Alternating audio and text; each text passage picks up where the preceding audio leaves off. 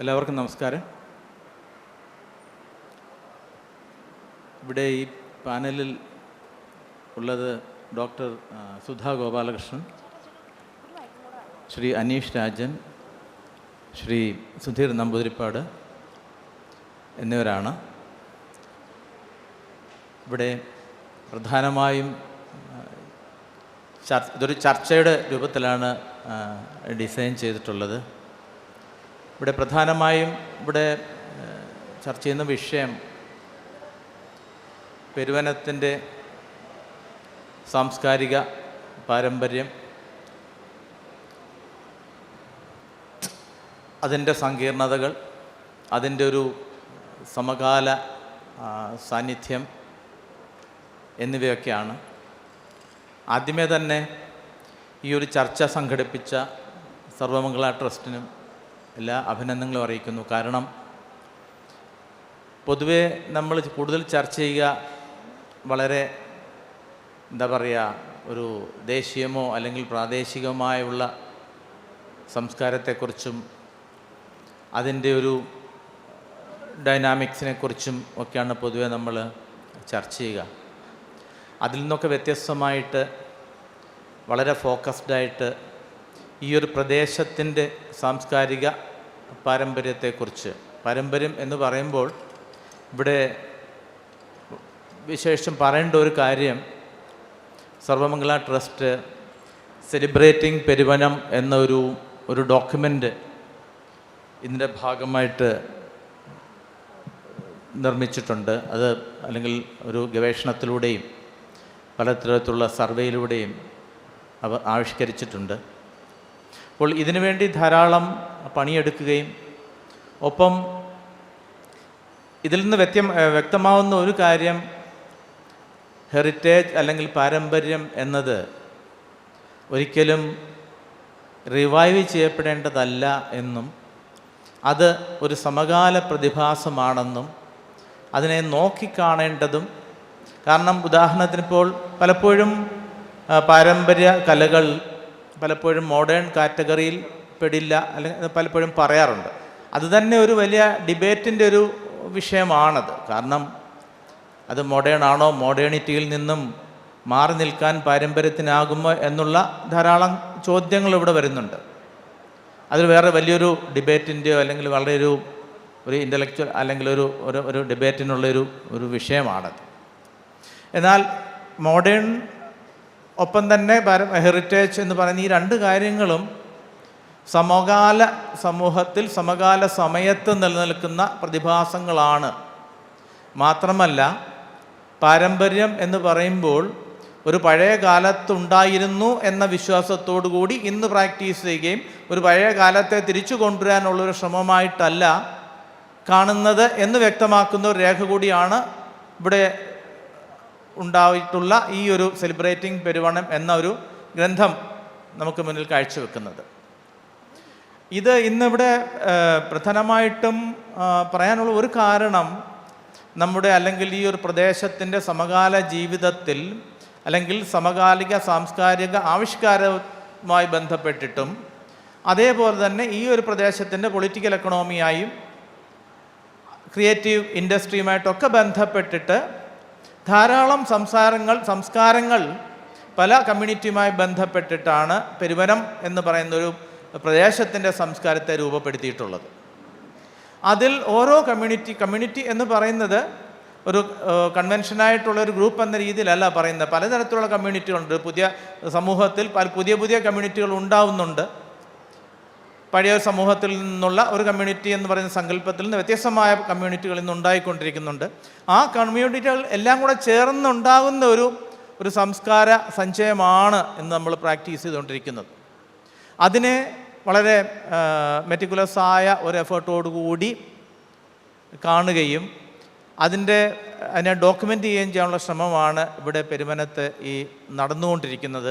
അത് വളരെ സന്തോഷമുള്ള കാര്യമാണ്. കാരണം പലപ്പോഴും അത് ടാഞ്ചിബിൾ ആയിരിക്കാം. ഉദാഹരണത്തിന് ഇപ്പം പെരുവനവും അതിൻ്റെ ചുറ്റുപാടുമുള്ള ഒരു മെറ്റീരിയൽ കൾച്ചർ അല്ലെങ്കിൽ വസ്തുക്കളുമായി ബന്ധപ്പെട്ട, ഉദാഹരണത്തിന് ഇപ്പോൾ ചേർപ്പിലുണ്ടാകുന്ന ഈ നമ്മുടെ ഒരു കഥകളി രൂപങ്ങൾ, അതേപോലെ തന്നെ ആന എന്ന് പറയുമ്പോൾ നമ്മുടെ ഈ തൃശ്ശൂർക്കാരുടെ ഒരു ദൗർബല്യമാണ്. അപ്പോൾ അതിൻ്റെ രൂപങ്ങൾ അതൊക്കെ ഒരു മോഡേണിറ്റിയുമായി ബന്ധപ്പെട്ട് അല്ലെങ്കിൽ വരുന്ന ഒരു ഇൻഡസ്ട്രിയുമായി ബന്ധപ്പെട്ട് ഒരു പ്രത്യേക കമ്മ്യൂണിറ്റി അല്ലെങ്കിൽ ഒരു ഗ്രൂപ്പ് ഒരു നിർമ്മിക്കുന്നതാണ്. അതെല്ലാം നമ്മുടെ ഇവിടുത്തെ ഒരു ലോക്കൽ, അതേപോലെ തന്നെ മേള സംസ്കാരം. അപ്പോൾ അതിനൊക്കെ ഒരു നമ്മളൊരു സംസ്കാരം എന്ന് പറയുമ്പോൾ നമ്മൾ കാണുന്നത് അത് നമ്മളിങ്ങനെ പ്രാക്ടീസ് ചെയ്ത് പോകുന്നു, അതിനെ ഒന്നും പിന്നീട് അവശേഷിക്കുന്നില്ല. അതിൽ നിന്നൊക്കെ വ്യത്യസ്തമായിട്ട് ഇതിനെയൊക്കെ ഡോക്യുമെൻ്റ് ചെയ്യാനും ഇതിനെ ഒരു നോളജ് ഡൊമൈനായിട്ട് മാറ്റാനുമുള്ള ശ്രമമാണ് ഈ ഒരു ഗ്രന്ഥത്തിലൂടെ നടത്തിയിട്ടുള്ളത്. അത് മറ്റ് ചില പദ്ധതികളുടെ മുന്നോടിയായിട്ടാണ് ഈ സർവമംഗല ട്രസ്റ്റ് ചെയ്തിട്ട് ഉള്ളത് എന്നാണ് അറിയാൻ കഴിയുന്നതും മനസ്സിലാക്കുന്നതും. അപ്പം അതിനെക്കുറിച്ചുള്ള ചർച്ചയാണ്. അങ്ങനെ ഈ നമ്മുടെ ഈ ഒരു പ്രദേശത്തിനെ അല്ലെങ്കിൽ എങ്ങനെയാണ് സാംസ്കാരികമായി നമ്മൾ കാണേണ്ടത്, അതിനെ എങ്ങനെ ഒരു ഗ്ലോബൽ മാപ്പിങ്ങിൽ നമ്മൾ പെടുത്തുക, അതിലുപരി ഇതിനെ ഒരു വൈജ്ഞാനിക മേഖലയായിട്ട്, അതായത് പ്രയോഗത്തെ ഒരു വൈജ്ഞാനിക മേഖലയായിട്ട് കാണാനും അതിനെ നിലവിലുള്ള ഒരു യുവ സമൂഹത്തിലേക്ക് എങ്ങനെ അവർക്ക് ആക്സസിബിൾ ആക്കാനും കഴിയും എന്നുള്ളതിനെക്കുറിച്ച് ഉള്ള ചർച്ചകളാണ് ഇവിടെ നടക്കേണ്ടത്. അതിനായി ഇവിടെയുള്ള ആദ്യം ഞാൻ ഡോക്ടർ സുധാ ഗോപാലകൃഷ്ണന് മൈക്ക് കൊടുക്കുന്നു. എല്ലാവർക്കും നമസ്കാരം. ആദ്യമായി എന്നെ ഈ പെരുവനം രാജ്യാന്തര ഗ്രാമ ഫെസ്റ്റിവൽ ഉത്സവത്തിന് ക്ഷണിച്ചതിന് ഇതിനുള്ള ഭാരവാഹികളോടും സർവമംഗലയോടും പ്രത്യേകിച്ചും എല്ലാവരോടും എൻ്റെ കൃതജ്ഞത രേഖപ്പെടുത്തുന്നു. ഒരു തരത്തിൽ പറഞ്ഞാൽ ഞാൻ എന്താണ് പറയേണ്ടത്, ഈ ഒരു ചർച്ചയിൽ എന്തൊക്കെയാണ് പറയേണ്ടത് എന്നതിനെപ്പറ്റി ഞങ്ങൾക്ക് തന്നെ ഒരു രൂപമുണ്ടായിരുന്നില്ല, ഈ പാനലിസ്റ്റിന് തന്നെ ഒരു രൂപമുണ്ടായിരുന്നില്ല. ഞങ്ങളെല്ലാവരും കൂടെ ഒന്നിച്ച് ചർച്ച ചെയ്തു. ഇന്നലെയും ഇന്നും കുറച്ച് വിശദമായിട്ടും ചർച്ച ചെയ്തു. അതിൽ നിന്ന് ഉരുത്തിരിഞ്ഞ ചില ആശയങ്ങൾ ഇവിടെ പറയാൻ ഉദ്ദേശിക്കുന്നുണ്ട്. ഇതിൽ പ്രധാനപ്പെട്ട പ്രശ്നം ഇതാണ്,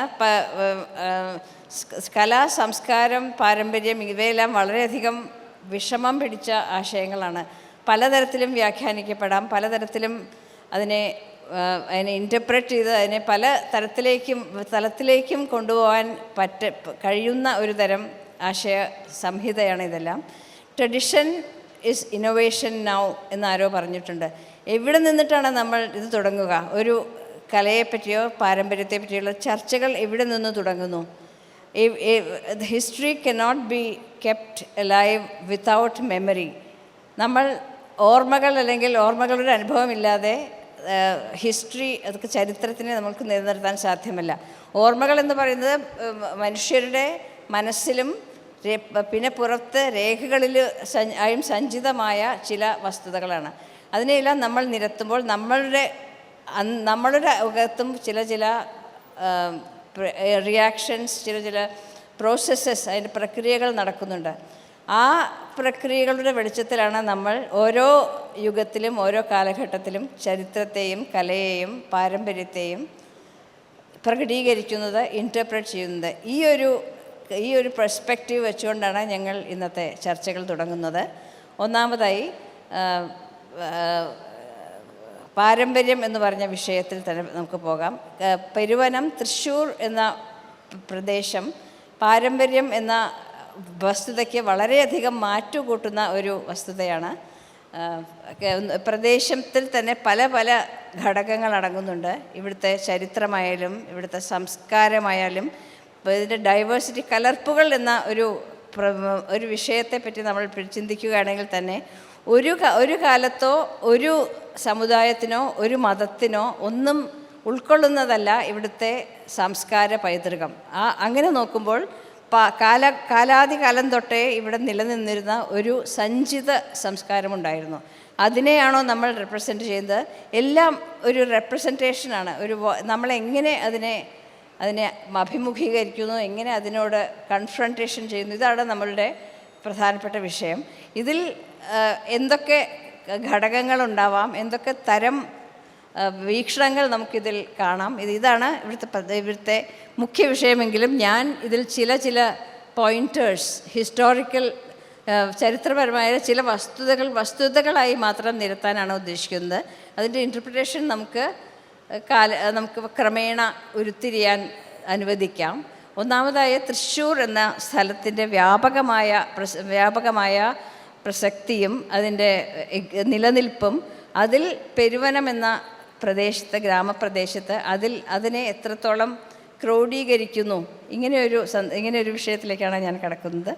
തൃശ്ശൂർ എന്ന പ്രദേശം പണ്ട് തൊട്ടേ കാലാതികാലം എന്ന് ഞാൻ പറഞ്ഞു, പണ്ട് തൊട്ടേ, അതായത് പല രേഖകളിലും തൃശ്ശൂരിനെ പറ്റി ബ്രഹ്മാണ്ഡ പുരാണം എന്ന പുരാണങ്ങൾ മുതൽ അതിൻ്റെ രേഖകളുണ്ടായിരുന്നു. തൃശ്ശൂർ പരശുരാമൻ കണ്ടെടുത്തു എന്നൊക്കെയുള്ള ഐതിഹ്യങ്ങളെല്ലാം അവിടെ നിൽക്കട്ടെ.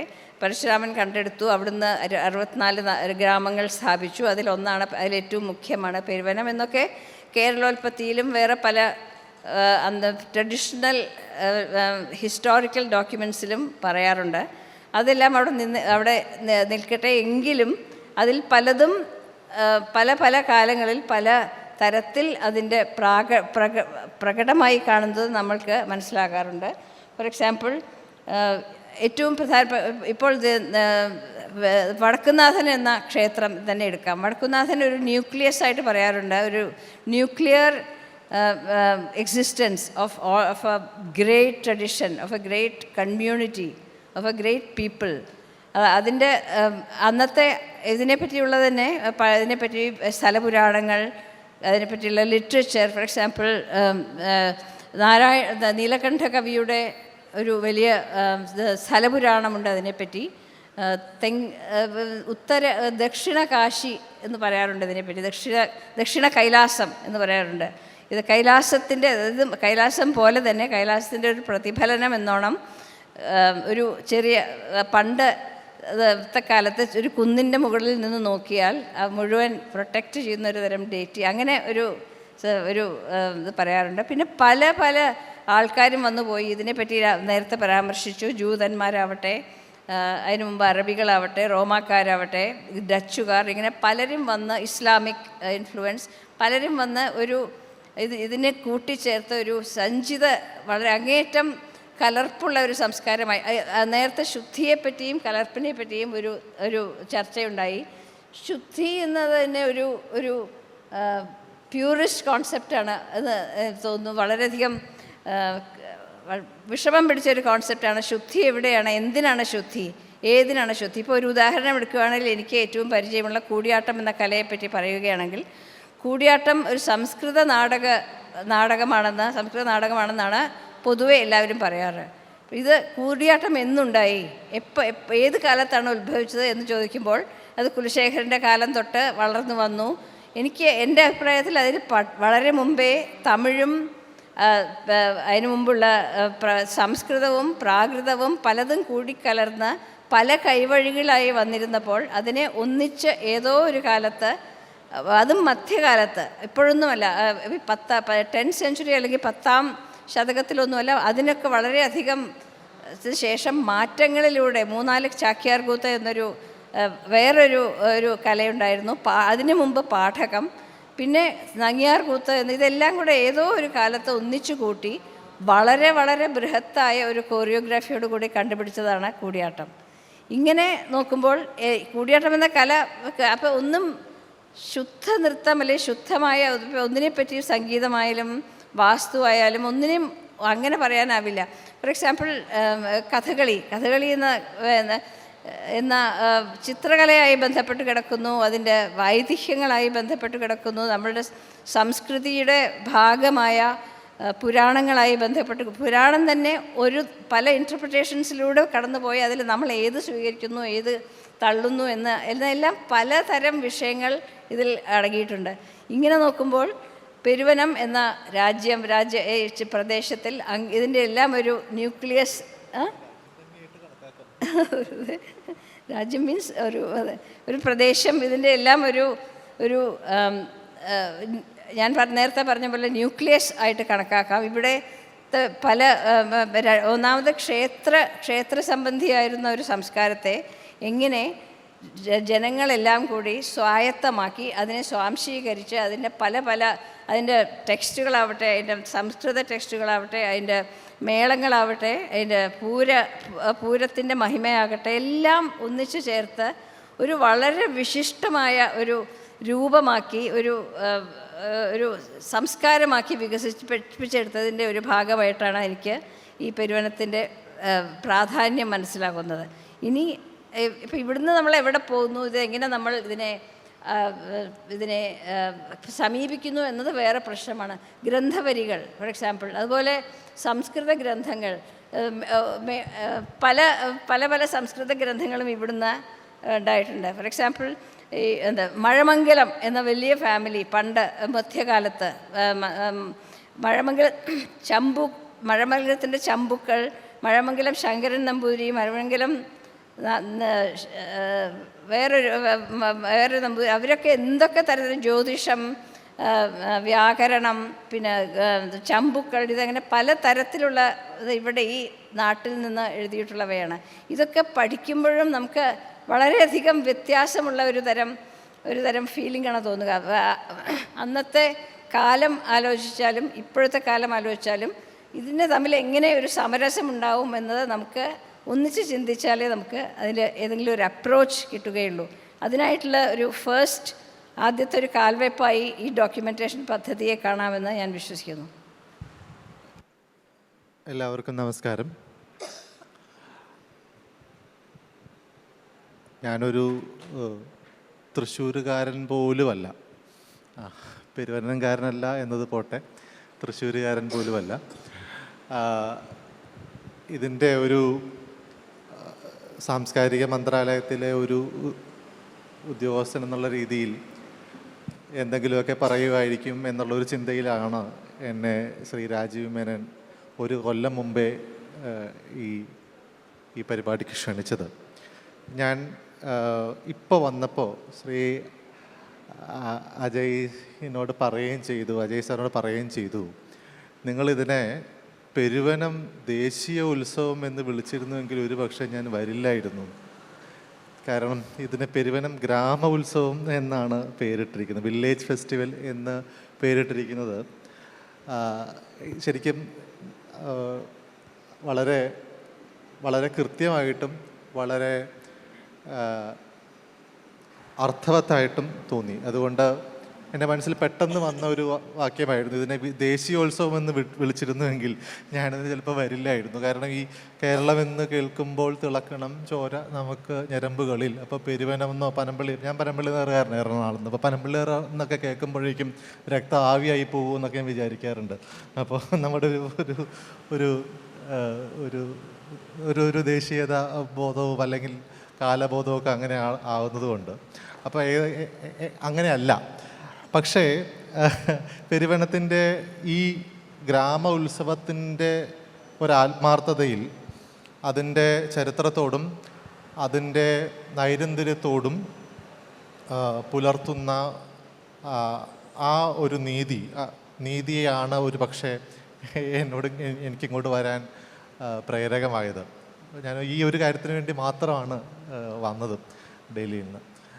ഞാൻ ഇത് പറയാനുള്ള കാരണം, ഞാൻ 1979 നിങ്ങൾക്ക് എല്ലാവർക്കും അറിയാവുന്ന പോലെ NV കൃഷ്ണവാര്യർ എഡിറ്റ് ചെയ്തിട്ടുള്ള ഇവിടുത്തെ പെരുവനം അമ്പലത്തിൻ്റെ നവീകരണ കലാ സോപാഹാരം എന്ന് പറയുന്ന അതിൻ്റെ സുവനീറുണ്ട്. ആ സുവനീറിൻ്റെ ആദ്യത്തെ വരികൾ ഞാൻ നിങ്ങൾക്ക് വേണ്ടി വായിക്കാം. കൊടുങ്ങല്ലൂർ കുഞ്ഞക്കുട്ടൻ തമ്പുരാൻ രസികരഞ്ജിനിയിൽ എഴുതിയ ആർട്ടിക്കിള്, അത് ഈ 79 NV കൃഷ്ണവാര്യർ എഡിറ്റ് ചെയ്ത ഈ പുസ്തകത്തിൽ റീപ്രിൻ്റ് ചെയ്തിട്ടുണ്ട്. അതിൽ പെരുവനം ഗ്രാമം എന്നുള്ള ടൈറ്റിലിൽ കുഞ്ഞിക്കുട്ടൻ തമ്പുരാൻ എഴുതുന്നത് ഇങ്ങനെയാണ്: മലയാളികളെ മുഴുവൻ പന്നിയൂർ കൂറ്റുകാരെന്നും ശുഗപുരം കൂറ്റുകാരെന്നും 2 തരമായി വിഭജിച്ചിട്ടുണ്ടെങ്കിലും ഈ 2 തരക്കാർക്കും പരസ്പര മത്സരം വിട്ട് ഐക്യമത്യം ഉണ്ടാക്കി കൊടുക്കുന്നതായ സ്ഥാനം പെരുവനം ഗ്രാമമാവുന്നു. ഇതാണ് തുടക്കം. ഇത് ഞാനതാ പറഞ്ഞു, ഞാൻ തൃശ്ശൂരുകാരൻ പോലും അല്ല. ഈ പെരുവനം ഗ്രാമം ഇപ്പോൾ സ്വദേശി അറിയാതെയാണെങ്കിൽ രാജ്യം എന്ന് പറഞ്ഞു പോയി. ഇപ്പോൾ രാജ്യമല്ല, പ്രദേശമാണ്. പക്ഷേ ഒരു രാജ്യത്തിൻ്റേതായ എല്ലാ മാറ്റുകളും ഉണ്ടായിരുന്നു എന്നാണ് ഞാൻ മനസ്സിലാക്കുന്നത്. കാരണം ഈ ക്ഷേത്ര സങ്കേതം, ഇതിനെ ഒരു ക്ഷേത്ര സങ്കേതമായിട്ടും ഒരു സങ്കേത ഭൂമിയായിട്ടുമാണ് കണ്ടിരുന്നത് തെറ്റാണെങ്കിൽ തിരുത്തുക. ഈ ക്ഷേത്ര അധികാരത്തിൽ ഉണ്ടായിരുന്ന ഏതെങ്കിലും ഒരു കമ്മ്യൂണിറ്റിക്ക് ആ ക്ഷേത്ര അധികാരത്തിൽ നിന്ന് അതിൻ്റെ ഒരു രാഷ്ട്രീയ അധികാരത്തിലേക്ക്, അതിൻ്റെ ഒരു ക്ഷേത്രാധികാരം മാത്രമല്ല, ക്ഷേത്ര നിർവഹണം മാത്രമല്ല, അതിനുപരിയായിട്ട് ഉള്ള നിർവഹണം കൂടെ നടത്തേണ്ടി വന്ന ഒരു ചരിത്രത്തിൻ്റെ ഭാഗം കൂടിയാണ് പെരുവനത്തിൻ്റെ ചരിത്രമെന്ന് എനിക്ക് തോന്നുന്നു. അപ്പോൾ ഞാൻ ആത്യന്തികമായിട്ട് ഒരു പൊളിറ്റിക്കൽ സ്റ്റഡീസ് സ്റ്റുഡൻ്റാണ്. അപ്പോൾ അതുകൊണ്ട് എനിക്കിത് വളരെ വളരെ താല്പര്യജനകമായ ഒന്നായിരുന്നു. ഞാൻ പറഞ്ഞു വരുന്നത്, ഈ ചരിത്രത്തിൽ ഇത് വളരെ പ്രധാനപ്പെട്ട ഒന്നാണ്. സാറ് പറഞ്ഞ ഒരു പോയിന്റിൽ നിന്ന് ഞാൻ തുടങ്ങാം. അതായത് ഈ പ്രാക്ടീസ് എങ്ങനെയാണ് തിയറി ആകുന്നത് എന്ന് പറയുന്നത് പോലെ, ഈ ഒരു ദേശത്തിൻ്റെ ചരിത്രം ഒരു ഇൻ്റലക്ച്വൽ ഹിസ്റ്ററി കൂടിയായി മാറുന്നത്, ഒരു ചിന്താ ചരിത്രം കൂടിയായി മാറുന്നതിൻ്റെ ഒരു ഭാഗം കൂടിയാണ് പെരുവനം. സ്വതവേ നാം ഈ ചിന്താ ചരിത്രത്തെയോ ഇൻ്റലക്ച്വൽ ഹിസ്റ്ററിയെയോ നോക്കിക്കാണുന്നത് കവികളുടെ ചരിത്രത്തെയോ, അല്ലെങ്കിൽ ക്ഷമിക്കണം, ഞാൻ സാർ ഇവിടെ ഇരിക്കുന്നുണ്ട്,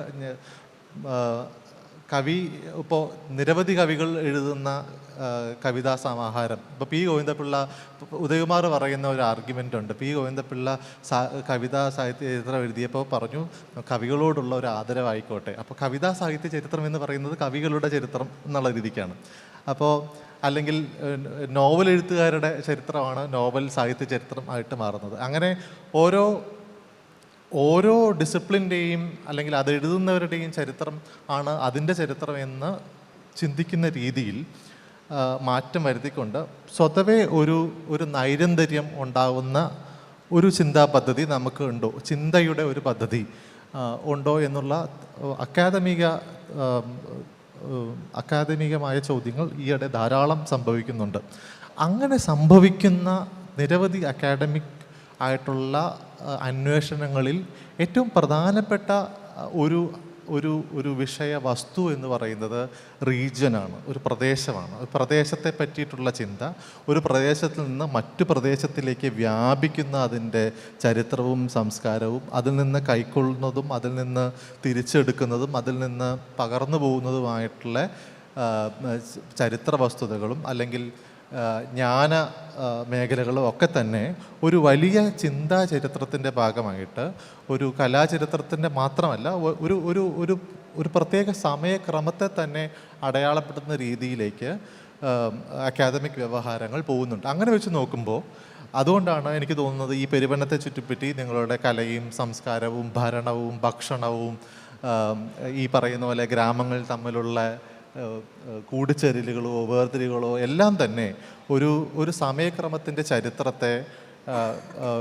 ചരിത്രത്തെ ദ്യോതിപ്പിക്കുകയും അത് നമ്മുടെ നിലവിലുള്ള നിലവിലുള്ള ജ്ഞാനമേഖലകളെ കൂടുതൽ പരിപോഷിപ്പിക്കുകയും ചെയ്യും. അത് കൂടുതൽ അന്വേഷണങ്ങളിലേക്ക് മാറാൻ സാധിക്കും എന്നാണ് തോന്നുന്നത്. ഇത് പറയാൻ എനിക്ക് വേറൊരു കാരണം കൂടെ ഉണ്ട്. ഞാൻ ഡിഗ്രി പഠിച്ചുകൊണ്ടിരിക്കുമ്പോൾ ഞാൻ തേവര കോളേജിലാണ് പഠിച്ചത്. തേവര കോളേജിൻ്റെ തേവരയും കോന്തുരുത്തി 2 ഐലൻഡ്സ് ആയിരുന്നു. ഈ 2 ഐലൻഡ്സിൻ്റെയും 400 കൊല്ലത്തെ ഒരു ചരിത്രം ഞാനും എൻ്റെ മറ്റൊരു സുഹൃത്തും കൂടെ ചേർന്നിട്ട് ഒരു കൊല്ലത്തെ പരിശ്രമഫലമായിട്ട് അവിടുത്തെ ഇതുപോലെ ഈ ഗ്രാമങ്ങളിൽ മൊത്തം നടന്ന് അന്ന് ഡിഗ്രി സെക്കൻഡ് ഇയർ ആയിരുന്ന സമയത്ത് 100ഓളം പേരുകളെ കണ്ട് ഒരു ചരിത്രം എഴുതുകയും KN പണിക്കർ സാറാണ് അത് റിലീസ് ചെയ്തത്, തേവര ചരിത്രവും സംസ്കാരവും എന്ന് പറഞ്ഞിട്ട്. അപ്പോൾ ഈ ഞങ്ങൾക്ക് മനസ്സിലായത് ഇത് ഞങ്ങൾ കാണുന്ന തേവരയല്ല തേവര എന്ന് പറയുന്നത്. അപ്പോൾ ഞാനിപ്പോൾ കാണുന്ന പെരുവനമായിരിക്കില്ല അന്നത്തെ പെരുവനം എന്ന് പറയുന്നത്. പക്ഷേ ആ പെരുവനം എന്ന് പറയുന്ന സമയം നിങ്ങളിൽ ഇപ്പോഴും ഉണ്ട് എന്നുള്ളതാണ്. നിങ്ങൾ കാണുന്ന നിങ്ങൾ ഇപ്പോൾ ആര് പറഞ്ഞു, സാറാണ് പറഞ്ഞെന്ന് തോന്നുന്നു, ഞാൻ വന്നപ്പോഴുള്ള പെരിയ വനമല്ല ഇപ്പോൾ, പക്ഷേ അതിൻ്റെ സമയം എന്നിലുണ്ട്. ആ സമയബോധം, പെരുവനം എന്ന് പറയുന്ന സമയബോധം നിങ്ങളിൽ എല്ലാവരും ഉള്ളത് കൊണ്ടാണ് നാം ഇങ്ങനെ ഒരുമിച്ചിരിക്കുന്നത്. ഇനി അതുകൊണ്ട് ഇതിൻ്റെ ഒരു കോണ്ടെക്സ്റ്റ് ആയിട്ടാണ് ഞാൻ വിചാരിച്ചത്. അതുകൊണ്ട് ഇത് ഈ കേരളത്തിൻ്റെ തന്നെ ചിന്താചരിത്രത്തിൽ വളരെ പ്രധാനപ്പെട്ടതാണ്. ഇത്തരം സങ്കേത ഭൂമികളിലൂടെ ഉയർന്നു വരുന്ന ചരിത്രബോധവും അതിനെ ചുറ്റിപ്പറ്റി ഉണ്ടാകുന്ന കലാസാംസ്കാരികമായിട്ടുള്ള അവബോധവും. ഇനി ഇതിലേക്ക് എങ്ങനെയാണ് ഇതിലേക്ക് എങ്ങനെയാണ് ഒരു ഗവൺമെൻറ്റൽ കാറ്റഗറി വരുന്നത്? എന്താണ് ഇവർ ഉദ്ദേശിക്കുന്നത്? ഈ പെരുവനം വില്ലേജ് ഫെസ്റ്റിവലിൻ്റെ സംഘാടകർ ഞങ്ങളോട് പറഞ്ഞിരിക്കുന്നത് എന്താണ്? അവർ പറഞ്ഞത് നിങ്ങളെല്ലാവരും കൂടിയിരുന്നിട്ട് ഈ സ്ഥലത്തിൻ്റെ ചരിത്രവും സംസ്കാരവും അതിൻ്റെ ഭൂമികയും എങ്ങനെയെല്ലാം ആഗോളതലത്തിലേക്കും ദേശീയ തലത്തിലേക്കും ശ്രദ്ധ നേടത്തക്ക രീതിയിലേക്ക് എത്തിക്കാം. 1.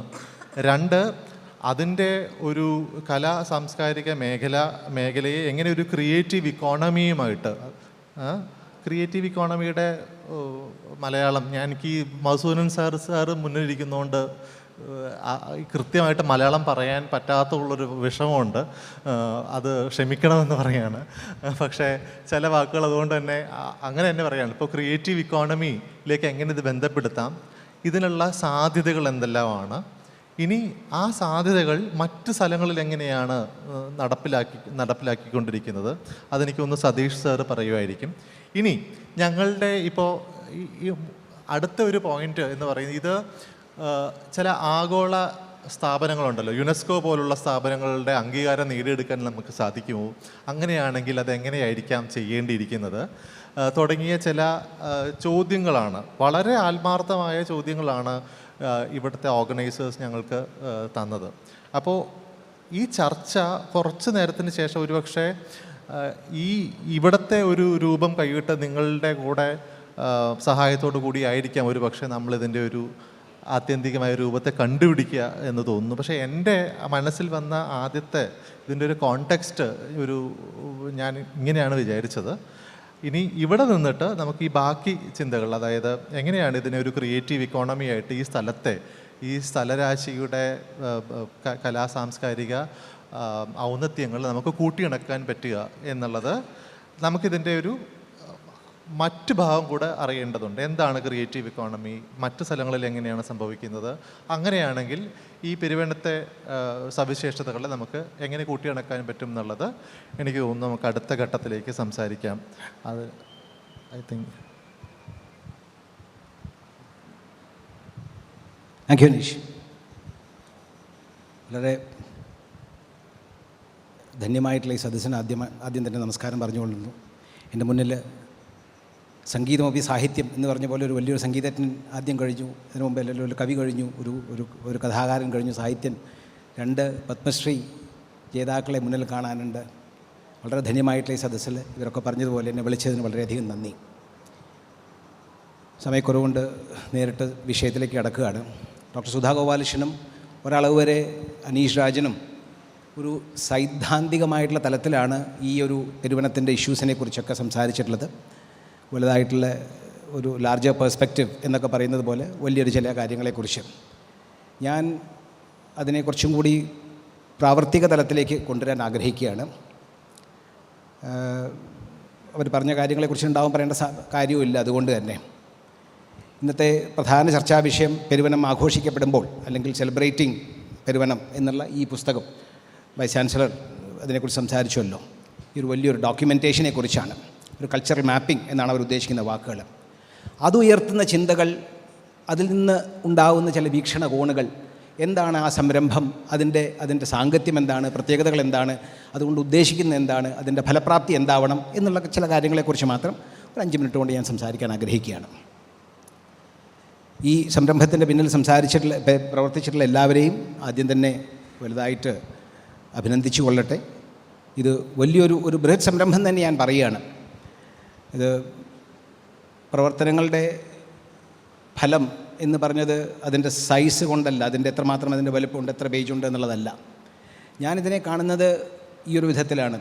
വളരെ പണ്ട് കൊട്ടാരത്തിൽ ശങ്കുണ്ണിയുടെയൊക്കെ ഐതിഹ്യമാല നമ്മളൊക്കെ വായിച്ച് വളർന്നിട്ടുള്ളൊരു തലമുറ ഇവിടെ ഉണ്ടായിട്ടുണ്ട്, കേരളത്തിൻ്റെ ഐതിഹ്യത്തിനെക്കുറിച്ച്. അതേപോലെ അതൊരു കഥ പറയുന്ന, അല്ലെങ്കിൽ നോവൽ സാഹിത്യത്തിൻ്റെ, അല്ലെങ്കിൽ നമ്മളെ പഴമയിലേക്ക് കൊണ്ടുപോയിട്ടുള്ളൊരിത്. അതിൻ്റെ ഭരണപരമായിട്ടുള്ള തലത്തിൽ പണ്ട് ലോഗൻസ് മാനുവൽ വളരെ കാര്യമായിട്ടുണ്ടായിട്ടുണ്ട്. ഇപ്പം തീരെ നിന്ന് പോയിട്ടുള്ളതാണ് ഡിസ്ട്രിക്ട് ഗസറ്റ് എന്ന് പറഞ്ഞിട്ടുള്ളൊരു കോൺസെപ്റ്റ്. പല സംസ്ഥാനങ്ങളിൽ ഇപ്പോൾ രണ്ടാമതും വരുന്നുണ്ട്. ചെറിയ സംസ്ഥാനങ്ങളിൽ ഇപ്പോൾ അടുത്ത കാലത്തായിട്ട് പട്നയിലും ദർഭംഗയിലും മാത്രമായിട്ടൊരു ഡിസ്ട്രിക്ട് ഗസറ്റ് പട്ന ഗവൺമെൻറ് കൊണ്ടുവന്നിരിക്കുകയാണ്. ഇതിൻ്റെയൊക്കെ ഒരു ചെറു രൂപമായിട്ടാണ് ഞാൻ ഈ പുസ്തകത്തിനെ കാണുന്നത്. കാരണം ഈ പുസ്തകത്തിൻ്റെ ആദ്യത്തെ പേജിൽ പറയുന്നുണ്ട്, ഭാവിയിലേക്ക് ഇറങ്ങിച്ചെല്ലണമെന്നുണ്ടെങ്കിൽ ഭൂതകാലത്തിനെ നമ്മൾ അറിയണമെന്ന്. വളരെ മനോഹരമായിട്ടൊരു കോൺസെപ്റ്റാണ് growing roots and spreading wings.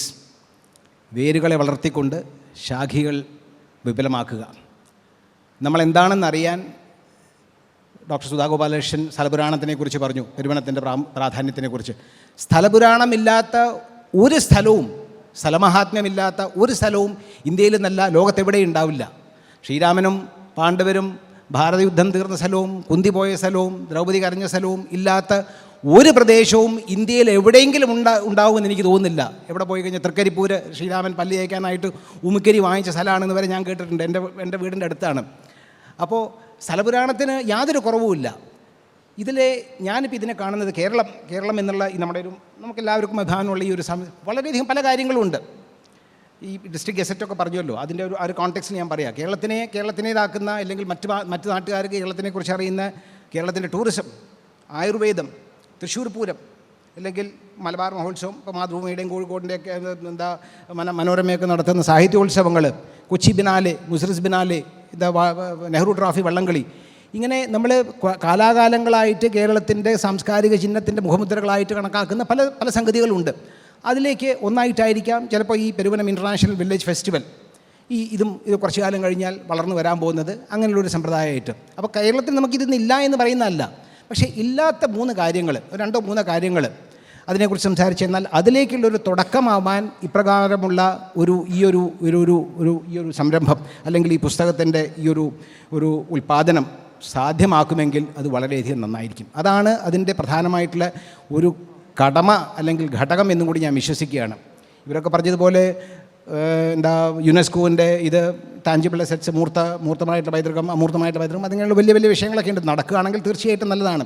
ഇതൊന്നും ഇല്ലെങ്കിൽ തന്നെ ഒരു ഡിസ്ട്രിക്ട് മാപ്പിംഗ് എന്നുള്ള നിലയിൽ വളരെ ചെറിയ ഇതായിട്ട് നമ്മളെ അറിയാവുന്ന 3 ചെറിയ കാര്യങ്ങൾ മാത്രം സംസാരിക്കും ഇതിനെക്കുറിച്ച്. ആദ്യത്തെ ഇതിൽ ഞാൻ പറയാൻ ആഗ്രഹിക്കുക. ഞാനിപ്പോൾ കുറച്ചു കാലമായിട്ട് നോർത്ത് ഈസ്റ്റിലാണ് വർക്ക് ചെയ്യുന്നത്.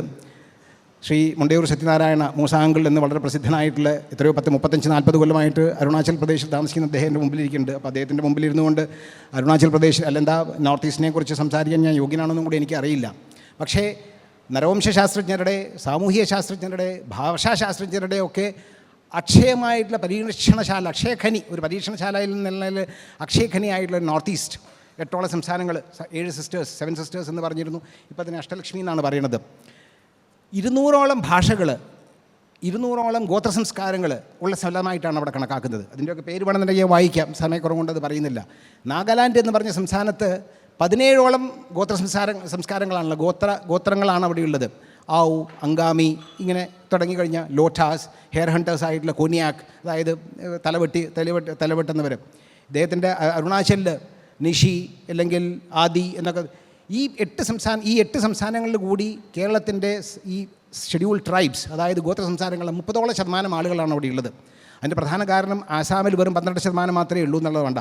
അല്ലെങ്കിൽ മറ്റ് പല സംസ്ഥാനങ്ങളും 98%, 80%, ഒക്കെയാണ്.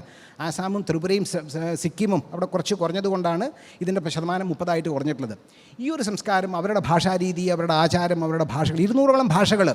ഞാനവിടെ ഒരു കൊച്ചു കുട്ടികൾ, 200ഓളം കുട്ടികൾ പഠിക്കുന്ന ഒരു ചെറിയ പെൺകുട്ടികൾ മാത്രമുള്ള ഒരു ഹോസ്റ്റലിൽ പോയി.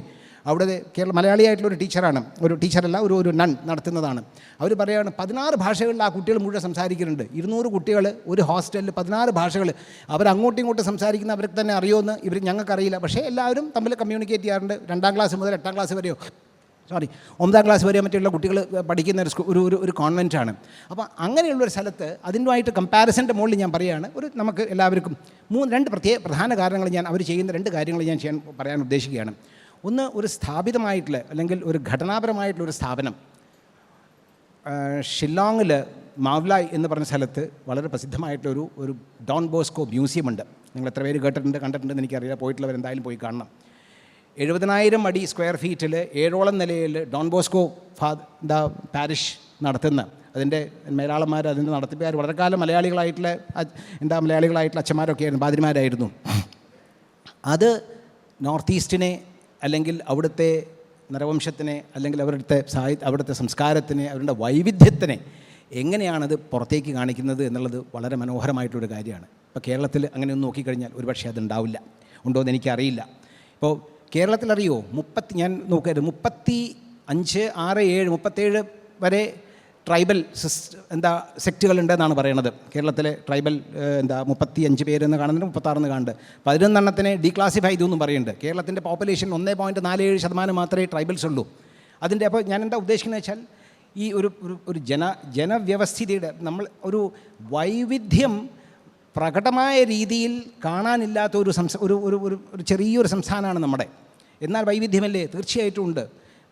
ഐതിഹ്യമാലയുടെ കാര്യം പറഞ്ഞു. അതിനുശേഷം പറയപ്പെട്ട ബന്ധരുകുലം 12 തരത്തിലുള്ള രചകനുണ്ട്. ഉളിയനൂർ തച്ചനുണ്ട്, വള്ളുവനുണ്ട്, വാല്യാക്കുന്നിലപ്പനുണ്ട്, വടുവുതല മരുവൻ നായരുണ്ട്, ഉപ്പുകറ്റൻ എന്നുള്ള മുസ്ലിമുണ്ട്. ഞാനെപ്പോഴും വിചാരിക്കാറുണ്ട് അതിൽ എന്തുകൊണ്ടാണ് ക്രിസ്ത്യാനി ഇല്ലാത്തതെന്ന്. 3-ാം ശതകത്തിൽ മുതൽ ക്രിസ്ത്യാനികളുണ്ടെന്ന് പറയുന്നുണ്ടെങ്കിലും ഒരു ക്രിസ്ത്യൻ പേര് ഈ പറയപ്പെട്ട ബന്ധരൂപത്തിൽ കണ്ടിട്ടില്ല. എന്തെങ്കിലും ഒരു കാരണം ഉണ്ടാകും. ഞാൻ പറഞ്ഞ സാംസ്കാരിക വൈവിധ്യം ഉണ്ടെങ്കിൽ തന്നെ നോർത്ത് ഈസ്റ്റുമായിട്ട് കമ്പയർ ചെയ്യുമ്പോൾ അങ്ങനെയുള്ളൊരു സ്ഥലത്ത് അങ്ങനെ ഒരു സാധനം ചിലപ്പോൾ നന്നായിരിക്കാം.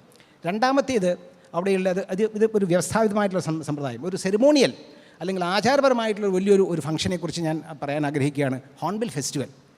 നാഗാലാൻഡിൻ്റെ തലസ്ഥാനമായിട്ടുള്ള കൊഹിമയിൽ കിസാമ എന്ന വില്ലേജിൽ 25 കൊല്ലമായിട്ട് കൊല്ലം 25-ാമത്തെയോ 26-ാമത്തെയോ കൊല്ലമാണ് ഇത് നടക്കുന്നത്. ഡിസംബർ 1 മുതൽ 10 വരെ എല്ലാ കൊല്ലവും നടത്തി വരുന്നത്.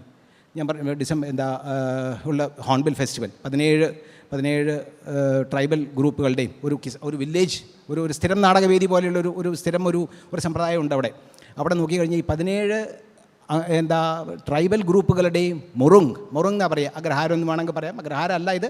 അവരുടെ ജീവിത രീതി, അവരുടെ വാസസ്ഥലങ്ങൾ എവിടെയൊക്കെയാണോ അവരിപ്പോൾ ഒരു മുകളിൽ നിന്ന് നോക്കിക്കഴിഞ്ഞാൽ നാഗാലാൻഡിൻ്റെ മുഴുവൻ ഏതൊക്കെ ഭാഗങ്ങളിലാണ് അവരുടെ കോൺസെൻട്രേഷൻ ഉള്ളത്, അതിൻ്റെ ബേസിസിലാണ് ആവു അല്ലെങ്കിൽ അങ്കാമി, ലോട്ട, കൂന്യാക്, ഫെയിം ഇങ്ങനെയുള്ള ഓരോ അവരുടെ ഇതായിട്ടുള്ള മനോഹരമായിട്ടുള്ളൊരു പദ്ധതി. അതുകൊണ്ട് അത് ഒരു നിയതമായിട്ടുള്ള ദിവസങ്ങളിലാണ് നടക്കുന്നത് എന്നുള്ളത് കൊണ്ട് എത്രയോ ആളുകൾ ആ നോർത്ത് ഈസ്റ്റിനെ കുറിച്ച് അറിയാനും പങ്കെടുക്കാനും അവരുടെ സാംസ്കാരിക വൈവിധ്യവും അതിൽ കൂടി ഇപ്പോൾ പുതിയ തലമുറയ്ക്ക് വേണ്ട പാട്ടുകളും ഡാൻസുകളും കൂട്ടായ്മകളുമായിട്ട് നടത്തുന്ന വലിയൊരു കാര്യം. ഇതൊരു സെറിമോണിയൽ ലെവലിലുള്ള ഒരു ഏജൻസി അല്ലെങ്കിൽ ഒരു മെത്തഡോളജി ഒരു പക്ഷേ നമ്മുടെ കൊച്ചു കേരളത്തിന് ഈ പൊരുവനം പോലെയുള്ള ഒരു ഇതിൽ നിന്ന് നമുക്ക് ഉപയോഗിക്കാവുന്ന ഒരു കാര്യം എന്നുള്ള നിലയിൽ ഞാൻ പറയുകയാണ്. മൂന്നാമത്തേത് ഒരു സെറിബ്രൽ, ഒരു ബൗദ്ധികമായിട്ട് അല്ലെങ്കിൽ ബോധനപരമായിട്ടുള്ളൊരു കാര്യമാണ്. അത് ചിലപ്പോൾ ഞാൻ കേട്ടിട്ടുള്ളത് ജപ്പാനിലുണ്ട് എന്നാണ്. ജപ്പാനിൽ ഏത് യൂണിവേഴ്സിറ്റിയിലും ഏത് ഗവേഷണത്തിനായിട്ട് ആര് പോവുകയാണെങ്കിലും അവരാദ്യമായിട്ട് ചെയ്യേണ്ട ഏത് വിഷയമായിക്കോട്ടെ, ബയോളജിയോ ബാക്ടീരിയോളജിയോ അല്ലെങ്കിൽ ഫിസിക്സോ കെമിസ്ട്രിയോ, ആദ്യമായിട്ട് അവരുടെ ഗ്രാമത്തിനെക്കുറിച്ച് ഈ റിസർച്ച് അതായത് ഗവേഷണത്തിൻ്റെ മുകളിൽ PhDക്ക് പോകുന്ന എല്ലാ സ്റ്റുഡൻറ്റും കുട്ടിയും അല്ലെങ്കിൽ അത് വിദ്യാർത്ഥിയും അവനവൻ്റെ നാടിനെക്കുറിച്ച് ഒരു ചെറിയ ഒരു ലഘുപ്രബന്ധം ആദ്യമായിട്ട് ഉണ്ടാക്കണം എന്നുള്ളതാണ്. തീർച്ചയായിട്ടും നമുക്ക് ആലോചിക്കാം. ഈ ഇവരെല്ലാവരും പറഞ്ഞിട്ടുള്ള ഒരു സൈദ്ധാന്തികപരമായിട്ടുള്ള നിലയിൽ പറഞ്ഞിട്ടുള്ള അനീഷ് രാജൻ തേവരെക്കുറിച്ചും കേരളത്തിൻ്റെ നമ്മൾ സ്ഥലപുരാണത്തിനെക്കുറിച്ച് അല്ലെങ്കിൽ പെരുവനത്തിനെക്കുറിച്ച്, കേരളത്തിനെക്കുറിച്ച്, കണ്ണൂരിനെക്കുറിച്ച്, പഴയങ്ങാടിയെക്കുറിച്ച്, തിരുവല്ലയെക്കുറിച്ച്, ആറന്മുളയെക്കുറിച്ച്, there is no end to it. ഇതിനെക്കുറിച്ചൊക്കെ ആ വ്യക്തികളിൽ നമ്മുടെ സ്വത്വം എന്താണ്, നമ്മൾ എവിടെ നിന്ന് വന്നു എന്നുള്ളതിനെക്കുറിച്ച് ഈ ഒരു 3 സ്ട്രക്ചറൽ, സെറിമോണിയൽ ആൻഡ് സെറിബ്രൽ ഈ 3 കോൺസെപ്റ്റുകളിൽ 3 ആശയങ്ങളിൽ നിന്ന് ഇതിനെ നോക്കിക്കാണാൻ ഒരു ലോഗൻസ് മാനുവൽ പോലെയോ അല്ലെങ്കിൽ ഐതിഹ്യമാല പോലെയോ അല്ലെങ്കിൽ ഒരു ഡിസ്ട്രിക്ട് ഗസറ്റ് പോലെയോ വരുന്ന വിധത്തിൽ ഈ ഒരു പുസ്തകത്തിന് മുന്നോട്ട് പോകാൻ സാധിച്ചാൽ അതിനുള്ളൊരു തുടക്കം മാത്രമായി കഴിഞ്ഞാൽ തന്നെ നിങ്ങളുടെ ഈ സംരംഭം വിജയിക്കുമെന്നാണ് ഞാൻ വിശ്വസിക്കുന്നത്. ബാക്കി വലിയ നിലയിലേക്ക് കൊണ്ടുപോകാൻ പറ്റുമെങ്കിൽ മേളപ്പെരുമയെക്കുറിച്ചോ മൂർത്തവുമായിട്ടുള്ള ഒരു പൈതൃകത്തിൻ്റെ മുകളിൽ ഇതിനെ വലുതാക്കാം, ഇതിനെ കെട്ടിപ്പടുത്താൻ സാധിക്കുമെങ്കിൽ തീർച്ചയായിട്ടും നടക്കട്ടെ. ഇതൊന്നും അല്ലെങ്കിലും ഇതിൻ്റെ വളരെ വിലപിടിച്ച വളരെ വിലയേറിയ ഒരു കടമ ചെയ്തു തീർക്കാനുണ്ട്. അത് ചെയ്തു തീർക്കാൻ ആയി എന്ന് വിശ്വസിക്കുന്ന ഒരാളാണ്. അതിൻ്റെ പിന്നിൽ പ്രവർത്തിച്ച എല്ലാവരെയും ഞാൻ അഭിനന്ദിക്കുകയാണ്. രണ്ടാമതായിട്ട് പറയാനുള്ളത് ഇതിൻ്റെ ക്രിയേറ്റീവ് ഇക്കോണമി എന്നുള്ള നിലയിൽ അനീഷിന് സർഗാത്മക സമ്പദ് വ്യവസ്ഥ എന്നാണ് അതിൻ്റെ മലയാളം. വളരെ ബുദ്ധിമുട്ടാണ്, അത് അനീഷ് പറയാത്തതുകൊണ്ട് പറഞ്ഞതാണ് എന്നാണ് ഉപയോഗിച്ച് വരുന്ന മലയാളം എന്നാണ് ഞാൻ മനസ്സിലാക്കിയിട്ടുള്ളത്. സർഗാത്മക സമ്പദ് വ്യവസ്ഥ, അത് ക്രിയേറ്റീവ് ഇക്കോണമി. അപ്പോൾ അതിനെക്കുറിച്ച് ഞാൻ വളരെ ചിന്തിക്കുന്ന ഒരാളെന്നുള്ളതിൽ അതിനെക്കുറിച്ച് കുറച്ച് കാര്യങ്ങൾ സംസാരിക്കാനുണ്ട്. ചിലപ്പോൾ അടുത്ത റൗണ്ടിൽ സമയമുണ്ടെങ്കിൽ തീർച്ചയായിട്ടും സംസാരിക്കാം. താങ്ക് യു, നന്ദി. Thank you. ക്ലോസ് ചെയ്യാം. ഇവിടെ എല്ലാവരും പറഞ്ഞ കാര്യങ്ങൾ എല്ലാം ഉൾപ്പെടുത്തിക്കൊണ്ട്, അല്ലെങ്കിൽ ആ ഘടനയിൽ ഉൾപ്പെടുന്ന എല്ലാ ഘടകങ്ങളും ഉൾപ്പെടുത്തിക്കൊണ്ടുള്ളൊരു ഒരു വർക്കാണ് സർവമംഗള ഇവിടെ ആവിഷ്കരിച്ചിട്ടുള്ളത്. പ്രകൃതി, സമൂഹം, സർഗാത്മകത, ഈ 3 ഘടകങ്ങളിൽ ഊന്നിക്കൊണ്ടാണ് സെലിബ്രേറ്റിംഗ് പെരുവനം എന്നൊരു ഗ്രന്ഥം ഇവിടെ ഉണ്ടായിട്ടുള്ളത്. കാരണം ഇത് ധാരാളം ഡോക്യുമെൻറ്റേഷൻസ്, അതേപോലെ തന്നെ ഫീൽഡ് വർക്കുകൾ. കാരണം ഈ 3 ഘടകങ്ങൾ, അതായത് പ്രകൃതി, സമൂഹം, സർഗാത്മകത, ഇവ 3ഉം ചേർന്ന്, അല്ലെങ്കിൽ ഇത് തമ്മിലുള്ളൊരു ബന്ധമെന്ന് വെച്ചാൽ ഒരു ഇൻ്റർവോവൻ റിലേഷൻഷിപ്പാണ്, ഒരു ഇടകലർന്ന ബന്ധമാണ് ഒരു നാടിൻ്റെ അല്ലെങ്കിൽ ഒരു പ്രദേശത്തിൻ്റെ സർഗാത്മകതയെ അല്ലെങ്കിൽ സ്വത്വത്തെ നിർമ്മിക്കുന്നത്. അതോടൊപ്പം തന്നെ ഈ സ്വത്വം എന്ന് പറയുമ്പോൾ ഈ 3 ഘടകങ്ങളുടെയും വിവിധ വൈവിധ്യങ്ങളുണ്ട്. ഓരോ ഘടകത്തിലും ഓരോ വൈവിധ്യങ്ങളുടെ ഒരു ആകത്തുകയാണ് ഓരോ ഈ ഘടകങ്ങളും. അതുകൊണ്ട് തന്നെ ഈ വൈവിധ്യങ്ങൾ എല്ലാം ഒരുമിച്ച് അല്ലെങ്കിൽ ഹാർമോണിയസായിട്ട് ഫങ്ഷൻ ചെയ്യുന്ന അല്ലെങ്കിൽ ധർമ്മപരമായി പ്രവർത്തിക്കുന്ന ഒരു മേഖലയാണ് ഒരു പ്രദേശം എന്ന് പറയുന്നത്. ഒപ്പം പല കമ്മ്യൂണിറ്റികളും അന്യോന്യ ബന്ധിതമായി നിർമ്മിച്ചെടുക്കുന്ന ഒരു സംസ്കാരമാണ് ഒരു പ്രദേശത്തിനുള്ളത്. അപ്പോൾ എനിക്ക് തോന്നുന്നു തുടർന്നുള്ള പ്രവർത്തനങ്ങൾ ഈ സർവമംഗള ട്രസ്റ്റ് നടത്താനാവട്ടെ, അതോടൊപ്പം തന്നെ ഇവിടെ ഓരോരുത്തരും പറഞ്ഞ കാര്യങ്ങൾ, ഉദാഹരണത്തിന് ഇപ്പം നമ്മൾ ഒരു പ്രദേശത്തെ പഠിക്കുമ്പോൾ ആദ്യം പഠിക്കേണ്ടത് അവിടുത്തെ പുതിയ തലമുറയാണ്. ആ തലമുറയ്ക്ക് ഇപ്പോൾ പെരുവനത്തിൻ്റെ ചരിത്രം, പെരുവനത്തെ സ്കൂളിൽ പഠിക്കുന്ന കുട്ടികൾക്ക് പഠിക്കാനാവണം. പെരുവനത്തെ അല്ലെങ്കിൽ തൃശ്ശൂരിലെ ഒരു അവതരണ കല, അറ്റ്ലീസ്റ്റ് 10 അവതരണങ്ങളെങ്കിലും ഇവിടുത്തെ പഠിക്കുന്ന ഒരു 10ാം ക്ലാസ് കഴിയുന്ന കുട്ടി പഠിച്ചിറങ്ങണം. അങ്ങനെ ഒരു ലോക്കൽ ഹിസ്റ്ററി അല്ലെങ്കിൽ ലോക്കൽ ട്രഡീഷൻസ്, ഇതൊക്കെ നമ്മുടെ ഒരു പാഠ്യപദ്ധതികൾ ഉണ്ടാവുക, അതിനായിട്ടുള്ള സ്രോതസ്സുകൾ ഉണ്ടാക്കുക എന്നതും ഇന്നത്തെ ഒരു കാലത്തിൻ്റെ ആവശ്യമാണ്. കാരണം പലപ്പോഴും പുതിയ തലമുറയ്ക്ക് എങ്ങനെ ഇത് അക്സസ് ചെയ്യാനാവും. അതോടൊപ്പം തന്നെ നാം പലപ്പോഴും വിസ്മരിക്കുന്ന ഒരു കാര്യം, ഇമാതിരിയുള്ള ചരിത്രങ്ങൾ അല്ലെങ്കിൽ ഒരു ഓറൽ ട്രഡീഷൻ അല്ലെങ്കിൽ ഓറൽ ഹിസ്റ്ററി വരുമ്പോൾ, അതിൻ്റെ ഒരു ഡോക്യുമെൻറ്റേഷൻ സംഭവിക്കുമ്പോൾ, നമ്മൾ ഒരു അക്കാഡമിക് ലെവലിലോ അല്ലെങ്കിൽ ഒരു കൾച്ചറൽ ഒരു മേൽക്കയുടെ ഭാഗമായിട്ടോ ഇതാരാണോ കൈകാര്യം ചെയ്യുന്നത് അവരെക്കുറിച്ച് സംസാരിക്കാനോ അല്ലെങ്കിൽ അവരുടെ ഇതിനെക്കുറിച്ചുള്ള പെർസെപ്ഷനെക്കുറിച്ച് സംസാരിക്കാനോ പലപ്പോഴും മെനക്കെടാറില്ല. എന്നാൽ അതിൻ്റെ പെർഫോമേഴ്സിൻ്റെയും അല്ലെങ്കിൽ ആക്റ്റീവ് ബിയറേഴ്സിൻ്റെയും ഒരു പെർസ്പെക്റ്റീവിൽ ചരിത്രങ്ങൾ ഉണ്ടാവേണ്ടതും ഇന്നിൻ്റെ ഒരു ആവശ്യകതയാണ്. അത് പുതിയ തലമുറയ്ക്ക് പറഞ്ഞു കൊടുക്കേണ്ടതും ഇന്നിൻ്റെ ഒരു ആവശ്യകതയാണ്. അതിന് തുടർന്നും ഇതിൻ്റെ ഒരു എക്സ്പാൻഡഡ് വെർഷൻ, കൂടുതൽ വൈവിധ്യമാർന്ന സമീപനങ്ങളോടുകൂടി സർവമംഗള ട്രസ്റ്റിന് നടത്താനാകട്ടെ എന്ന് ആശംസിച്ചുകൊണ്ട് അടുത്ത പരിപാടികൾക്കായിട്ട് ശ്രീ രാജീവ് മേനോനെയും ശ്രീ അജയ് കുമാറിനെയും വേദിയിലേക്ക് ക്ഷണിക്കുന്നു. ഞങ്ങൾ ഈ ഒരു പുസ്തകത്തിൻ്റെ പ്രകാശനത്തിൻ്റെ ഭാഗമായി സംഘടിപ്പിച്ച ചർച്ചയിൽ ഇവരെല്ലാവരും ഇതിനു വേണ്ടി മാത്രം ദൂരസ്ഥലങ്ങളിൽ നിന്നെത്തിയുള്ള ആൾക്കാരാണ്. അതുകൊണ്ട് തന്നെ അവരുടെ ഈ വിഷയത്തോടുള്ള കമ്മിറ്റ്മെൻറ്റും നമുക്ക് മനസ്സിലാക്കാവുന്നതാണ്. എല്ലാവരോടും നന്ദി പറയുന്നു. കുറച്ച് ആൾക്കാർ ഇതിൻ്റെ പിന്നിൽ പ്രവർത്തിച്ച ആൾക്കാരുണ്ട് ഈ പുസ്തകം യാഥാർത്ഥ്യമാക്കുന്നതിൽ. അവരെ ഇൻവൈറ്റ് ചെയ്യാം. ഇവരുടെയൊക്കെ സാന്നിധ്യത്തിൽ ഞാൻ അഭ്യർത്ഥിക്കുകയാണ് ശ്രീ പെരുവനം കുട്ടൻ മാരാർ അദ്ദേഹത്തോട് ഈ പുസ്തകം പ്രകാശനം ചെയ്യാൻ നമ്മൾ അഭ്യർത്ഥിക്കുന്നു.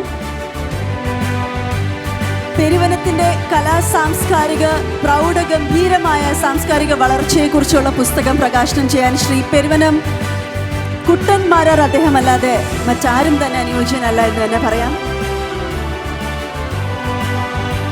വളരെ സന്തോഷത്തോടെ ഈ പുസ്തകം നമ്മൾ പ്രകാശനം ചെയ്യുന്നു. സെലിബ്രേറ്റിംഗ് പെരുവനം.